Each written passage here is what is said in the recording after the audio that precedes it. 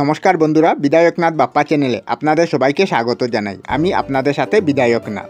বন্ধুরা, আলোচনা চলছে ভারতের জাতীয়তাবাদী আন্দোলনে গান্ধীজির আবির্ভাবের ভূমিকা নিয়ে। বন্ধুরা, আজকে আমরা জেনে নেব আহমেদাবাদ সত্যাগ্রহ এবং খেদা সত্যাগ্রহ সম্পর্কে বিস্তারিতভাবে। চম্পারণ সত্যাগ্রহের পর 1918 খ্রিস্টাব্দের ফেব্রুয়ারি-মার্চ মাসে গান্ধীজি আহমেদাবাদে সুতাকল শ্রমিকদের পক্ষে আন্দোলনে নামেন। প্রথম বিশ্বযুদ্ধ এবং দ্রব্যমূল্য বৃদ্ধির জন্য শ্রমিকদের বেশ কিছুদিন ধরে 50% মজুরি বৃদ্ধি করার দাবি করেন। মিল মালিকরা 20% অধিক মজুরি বাড়াতে রাজি হচ্ছিলেন না।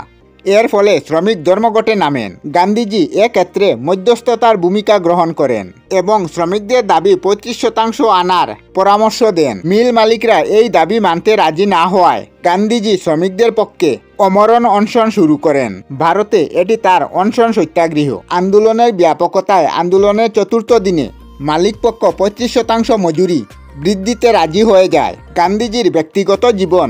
ভারতের রাজনৈতিক ইতিহাসে আহমেদাবাদ সত্যাগ্রহের গুরুত্ব অপরিসীম। শ্রমিক আন্দোলনে অংশগ্রহণ করে গান্ধীজির সঙ্গে সম্পর্ক স্থাপন করেন এবং এইভাবে শহর অঞ্চলে রাজনৈতিক ভিত্তি গড়ে ওঠে।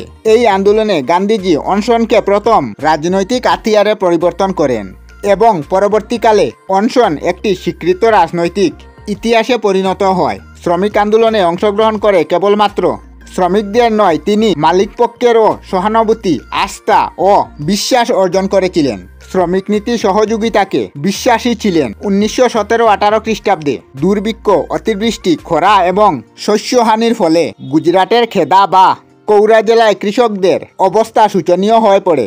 এছাড়া প্রথম বিশ্বযুদ্ধ জড়িত করেন। কেরোসিন, কাপড় ও লবণের দাম প্রচুর পরিমাণে বৃদ্ধি পায়। এর ফলে কৃষকরা সরকারের কাছে খাজনা মুকুবের জন্য আবেদন করেন, কিন্তু তা ব্যর্থ হয় এবং রাজস্ব আদায়ের জন্য সরকার নানা প্রকার কৃষকদের উপর উৎপীড়ন শুরু করে। এই অবস্থায় গান্ধীজি সর্দার বল্লভভাই প্যাটেল, হিনুলাল ইয়াগ্মি প্রমুখ তরুণদের নিয়ে 1918 খ্রিস্টাব্দের 22 মার্চ সেখানে সত্যাগ্রহ শুরু করেন এবং সরকারের অত্যাচার সত্ত্বেও কৃষকদের কোনো প্রকার কর না দেওয়ার জন্য আহ্বান জানান। আন্দোলনের চাপে শেষ পর্যন্ত সরকার সমঝোতায় আসেন। ঐতিহাসিকদের মতে খেদা আন্দোলন একটি আঞ্চলিক আন্দোলন হলেও এই আন্দোলন ভারতীয় স্বাধীনতা সংগ্রামে চিরতরে রূপান্তরিত ঘটিয়েছিল। শান্ত নিরীহ গ্রামবাসীরা আত্মবিশ্বাসের উদ্ভব হয়ে সত্যাগ্রহ ও গণ আন্দোলনের পথ ধরেছিল। কোনো রাজনৈতিক দল বা গোষ্ঠীর সঙ্গে না হয়েও খেদা সত্যাগ্রহের মাধ্যমে গান্ধীজি রাজনৈতিক বীর হিসাবে তার দক্ষতা প্রমাণ করেছিলেন। এই আন্দোলনের মাধ্যমে গান্ধীজি গ্রামের নিরক্ষর কৃষকদের সঙ্গে শহরের মধ্যবিত্ত সম্প্রদায় যুগসূত্র স্থাপনে সক্ষম হয়েছিল। বিহারের গুজরাট ও আহমেদাবাদে গান্ধীজির আন্দোলন কৃষক এবং শ্রমিক শ্রেণীকে ইংরেজ শাসক নীলকর সাহেব এবং জমিদার সমাজদের সম্পর্কে ভয় ভাঙতে সাহায্য করে এবং যুগ যুগ ধরে সঞ্চিত জড়তাকে গ্রামগুলি জেগে উঠে। এইসব স্থানীয় আন্দোলনে অংশ নিয়ে গান্ধীজি ভারতীয় রাজনীতিতে নতুন ধরনের আন্দোলন পদ্ধতি এবং কৌশল প্রয়োগ করেন। এইসব আন্দোলনের মাধ্যমে বিহার ও গুজরাটের মতো অগ্রশীল অঞ্চলের জনগণের মধ্যে নতুন চেতনা এবং আত্মবিশ্বাসের সঞ্চয় হয়। ঐতিহাসিকদের মতে এই আন্দোলনগুলি গান্ধীজিকে দীনদরিদ্র জনতার ঘনিষ্ঠ সংস্পর্শে আসতে সাহায্য করে এবং যাদের দুঃখ লাঘবের জন্য তিনি সমস্ত জীবন উৎসর্গ করে দিয়েছিলেন।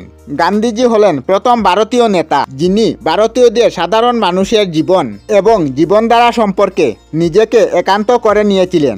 গান্ধীজি দরিদ্র এবং জাতীয়তাবাদী এবং বিদ্রোহী ভারতের প্রতীক হয়ে উঠে। এইসব আন্দোলনের মাধ্যমে গান্ধীজি গ্রামের নিরক্ষর কৃষক, শহরের মজুর এবং জাতীয়তাবাদী বুদ্ধিজীবীদের মধ্যে সমন্বয় ঘটিয়ে জাতীয় আন্দোলনের পরিধি বিস্তৃত করেছিলেন এবং সর্বভারতীয় রাজনীতিতে নিজের প্রবেশের পথ উন্মুক্ত করেছেন।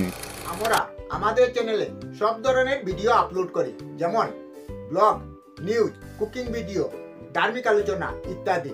যদি আপনারা এই ধরনের ভিডিও দেখতে পছন্দ করেন তাহলে এই চ্যানেলটি নিশ্চয়ই সাবস্ক্রাইব করবেন। আমি আপনাদের সাথে বিধায়কনাথ আজকের মতো বিদায় নিলাম। আর ভিডিওটি ভালো লাগলে লাইক, শেয়ার ও কমেন্ট করবেন। ভিডিওটি সম্পূর্ণ দেখার জন্য অশেষ ধন্যবাদ।